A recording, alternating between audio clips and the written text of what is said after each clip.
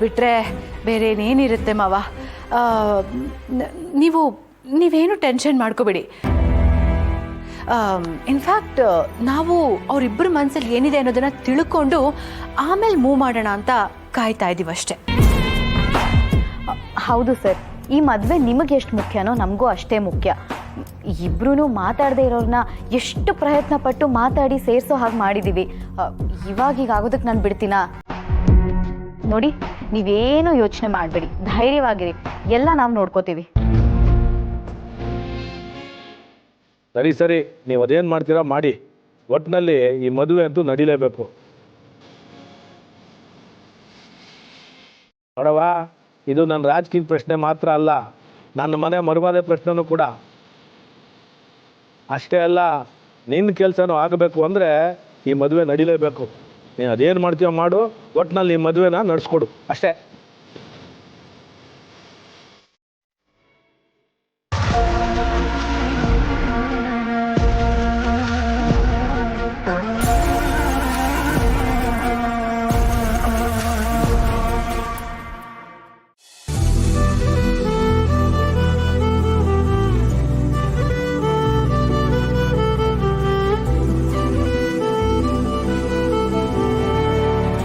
ಬೆಟವಾ, ನಮಸ್ಕಾರ ಕಣವ.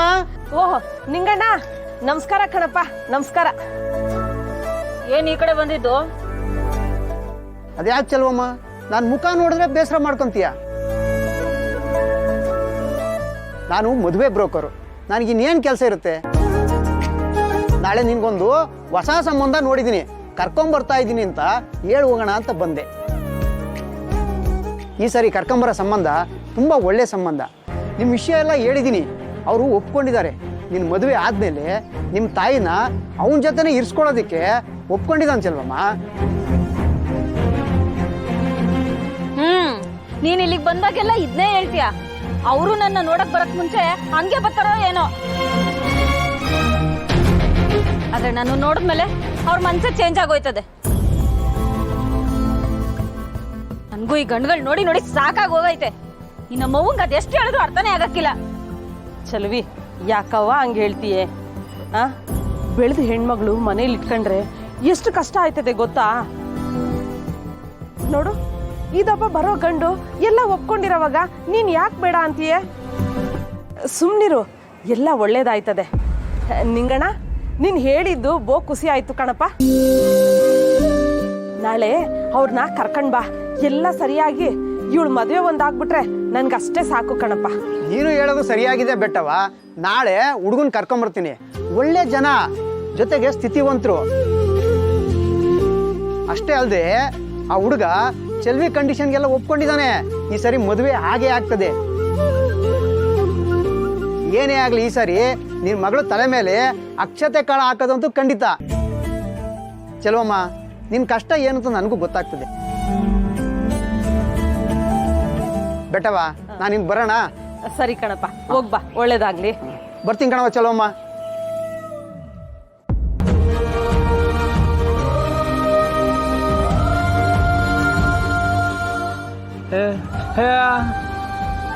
ನಾಳೆ ಗಂಡಿ ಕಡೆಯವ್ರನ್ನ ಕರ್ಕೊಂಡ್ಬರ್ತಾ ಇದ್ದೀನಿ. ಒಳ್ಳೆ ಸಂಬಂಧ. ನಾಳೆ ಸಾಧ್ಯವಾದ್ರೆ ನೀನು ಮನೆ ಹತ್ರಕ್ಕೆ ಬಂದ್ಬಿಡು, ಸರಿನಾ? ಹಾ.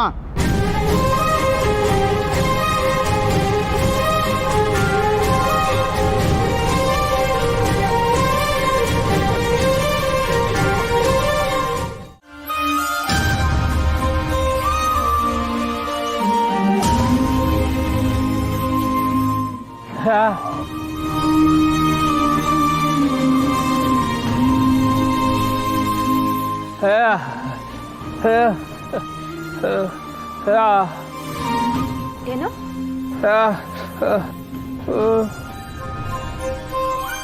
ಅದೇನು ಹೊಸ್ತಾ ಅಂತ? ಎಷ್ಟು ಜನ ಗಂಡುಗಳನ್ನ ನಾನು ನೋಡಿಲ್ಲ.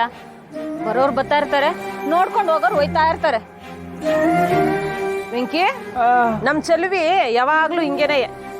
ಗಂಡುಗಳು ಬಂದು ಹೋಗೋದಕ್ಕಿಂತ ಮುಂಚೆ ಏನಾರ ಒಂದ್ ಮಾತಾಡ್ತಾ ಇರ್ತಾಳೆ.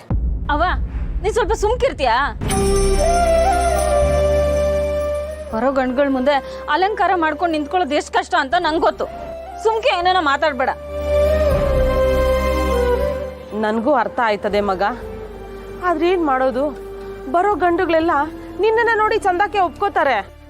ಆದ್ರೆ ನನ್ನಿಂದ ತಾನೇ ನಿನ್ನ ಮದುವೆ ಮುಂದಕ್ಕೆ ಹೋಯ್ತಾ ಇದೆ. ಅದಕ್ಕೆ ವಾ ತಾಯಿ, ಮತ್ತೆ ಪುರಾಣ ಶುರು ಮಾಡಬೇಡ ನೀನು, ಸುಮ್ಕಿದ್ಬಿಡು. ಸರಿ ಬಿಡವ, ನಾನೇನು ಮಾತಾಡಕ್ಕಿಲ್ಲ. ವೆಂಕಿ, ನಾಳೆ ನೀನು ನಮ್ಮನೆಗೆ ಬಾ.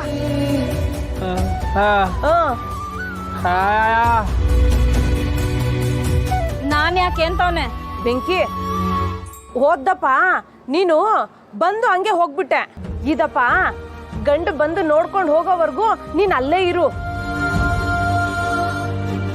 ಚೆಲ್ವಿ ಮದ್ವೆ ಆಗೋವರೆಗೂ ನೀನೇ ಎಲ್ಲ ಮುಂದೆ ನಿಂತು ಎಲ್ಲ ನೋಡ್ಕೋಬೇಕು ಮಗ. ನಿಮ್ಮ ಅಂಗಡಿ ಅಣ್ಣನ್ಗೆ ಹೇಳ್ಬಿಟ್ಟು ಬಾ, ಸರಿನೇ?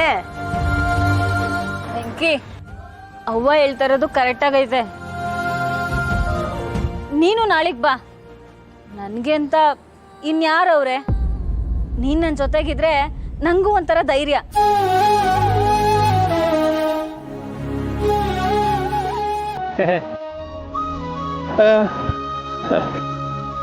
ಹಾ